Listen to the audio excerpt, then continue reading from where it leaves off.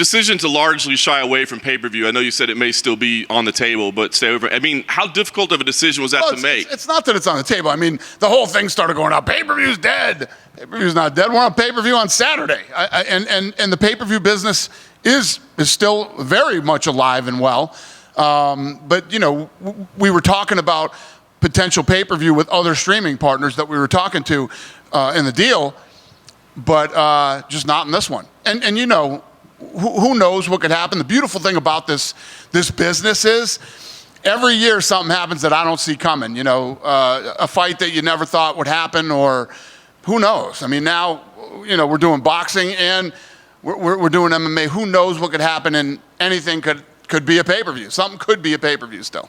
Does this require like massive restructuring of like fighter pay? I mean, they used to be pay-per-view partners with you, right? Now what's the carrot or the encouragement to be the superstar? It's not massive restructuring.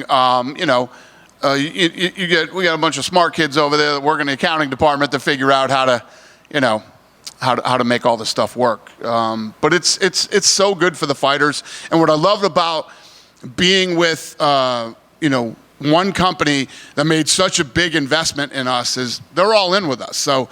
You know, the fighters are going to get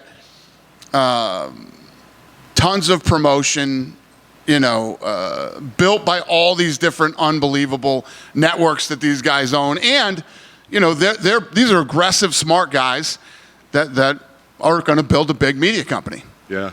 Do you know what the cards are going to look like? I mean, now that you no longer have to sell a pay-per-view, does that mean you don't necessarily have to stack the numbered events so deep and you spread the roster a little bit? You know, that's not the way I think. You know, that's not the way I think. We're going to go in with to this Paramount deal, guns a-blazing, and yeah, no, that's not the way I think. I don't go, oh, let's water this shit down now. We don't have to, exact opposite.